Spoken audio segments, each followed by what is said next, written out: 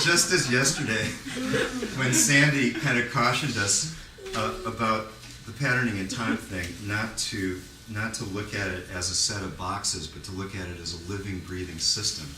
When we're dealing with the patterning in space, it really is a living, breathing system. And just as you may have wondered yesterday why we need another theory of development, you may wonder why do we need another personality style theory. And I just want to take a second to say a couple things about why this one is different. For one thing, it incorporates the whole of human intelligence. It takes the systemic approach that we've been talking about, and not just the cognition, not just the behavioral model. And it's also part of course, the larger framework of ideas where it can be put together with patterning in time, patterning in space.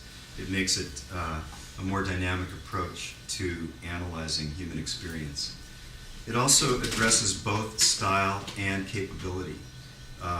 Most other models are one or the other. They're either the pathological medical model, which says here's the norm and here's how other people diverge from it, or educational models tend to say different strokes for different folks, but they don't introduce some of the other concepts of creative systems theory, such as capacitance, which allows for a more finely discerning way to look at personality styles.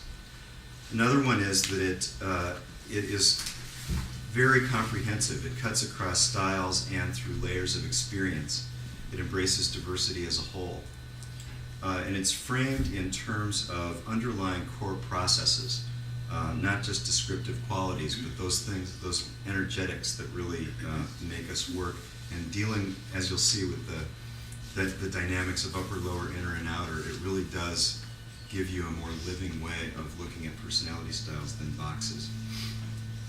And it gives us information like how might a particular person most manifest creativity, creatively? How might I best support the growth of my child or of a friend or of a colleague because they're coming from a particular place? What's a person most likely to do when the system gets stressed or pushed beyond its capacitance? And how are they likely to relate to others of other personality styles? So you'll also be, I'm sure, having some great questions. That a big part of our day is going to be you're asking questions of people from different personality styles. You'll be able to tease out some of these.